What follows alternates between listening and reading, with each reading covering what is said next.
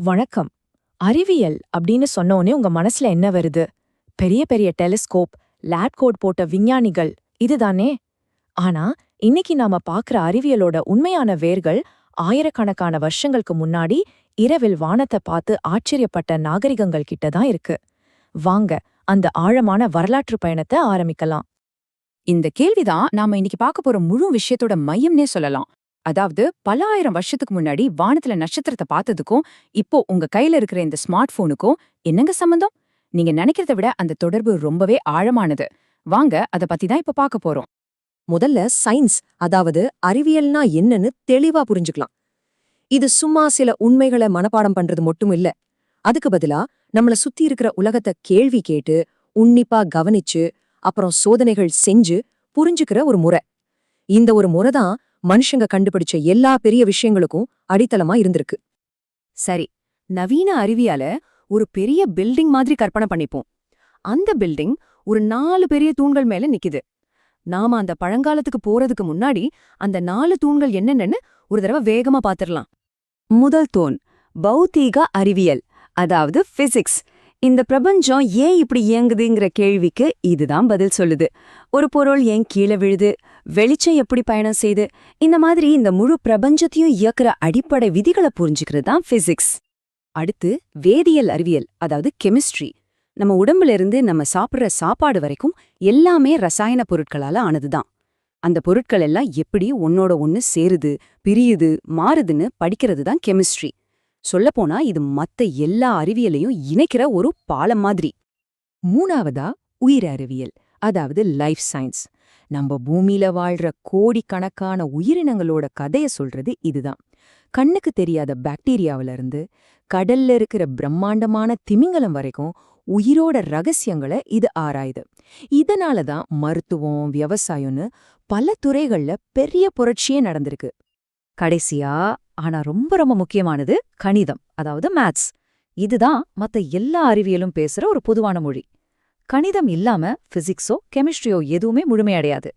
சொல்லப்போனா பிரபஞ்சத்தோட ரகசிய குறியீடுகளை உடைக்கிற திறவுகோலே இதுதான். சரி, இப்ப பார்த்த இந்த அறிவியல் பிரிவுகள் எல்லாம் எப்படி உருவாச்சு? அறிவியலுக்கு முன்னாடி மனுஷங்க இந்த உலகத்தை எப்படி புரிஞ்சுக்கிட்டாங்க? இங்கதான் கதையில ஒரு பெரிய திருப்பமே வருது. ஒரு காலத்துல மழை பெய்யறதுக்கும் சரி, சூரியன் உதிக்கிறதுக்கும் சரி, எல்லாமே ஏதோ கடவுள்கள் அல்லது அமானுஷ சக்திகளோட வேலைன்னு தான் நம்பினாங்க. ஆனா மனுஷனோட சிந்தனையில ஒரு பெரிய மாற்றம் வந்துச்சு. சும்மா நம்புறத விட்டுட்டு ஏன், எப்படின்னு கேள்விகள் கேட்க ஆரம்பிச்சாங்க. அந்த கேள்விகள் தான் மாயாஜாலத்திலிருந்து அறிவியலுக்கான பாதையை நமக்கு திறந்து வச்சுது. இந்த மாற்றத்தோட முதல் சில அடிகள் எங்கிருந்து வந்தது தெரியுமா? பண்டைய பாபிலோனியர்கள் கிட்டே இருந்துதான். அவங்க வானத்தை சும்மா ஆச்சரியமா பார்த்துட்டு போகல, அத ரொம்ப துல்லியமா கணக்கிட ஆரம்பிச்சாங்க. நீங்க உங்க வாட்ச பார்க்கும்போதெல்லாம் ஒரு நிமிஷத்துக்கு 60 வினாடி, ஒரு மணி நேரத்துக்கு 60 நிமிஷம், இதெல்லாம் எங்கேந்து வந்ததுன்னு எப்போதாவது யோசிச்சிருக்கீங்களா? அதோட பதில் பல ஆயிரம் வருஷத்துக்கு முன்னாடி பாபிலோன்ல இருக்கு. நாம இன்னைக்கும் பயன்படுத்துற இந்த நேர கணக்கீட்டு முறைக்கு அவங்க தான் அஸ்திவாரம் போட்டாங்க. நினைச்சு பாருங்க, இது எவ்ளோ பெரிய விஷயம். ஆரம்பத்துல பாபிலோனியர்களோட நோக்கம் ஜோதிடம் சொல்றதுதான்.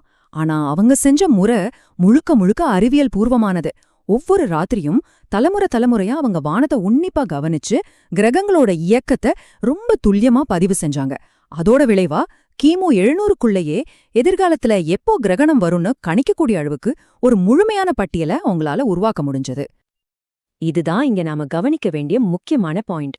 அவங்களோட நோக்கம் ஜோதிடமா இருந்திருக்கலாம், ஆனா அவங்க பயன்படுத்தின முறை, அதாவது விடாம கவனிக்கிறது, டேட்டாவை பதிவு பண்றது, அந்த டேட்டாவை வச்சு எதிர்காலத்தை கணிக்கிறது, இதுதான் அறிவியலோட ஆன்மாவே. சரி, இப்ப நம்ம பாபிலோன்ல இருந்து பண்டைய ஈஜிப்துக்கு ஒரு பயணம் போலாம். அவங்க கணிதத்தை சும்மா வானத்தை பார்க்கறதுக்கு மட்டும் பயன்படுத்தல, ஒரு பெரிய சாம்ராஜ்யத்தையே கட்டுறதுக்கு அதை பயன்படுத்துறாங்க. பண்டைய ஈஜிப்தோட பாப்பிரஸ் சுருள்கள் அவங்களோட கணித திறமைக்கு ஒரு பெரிய சாட்சி.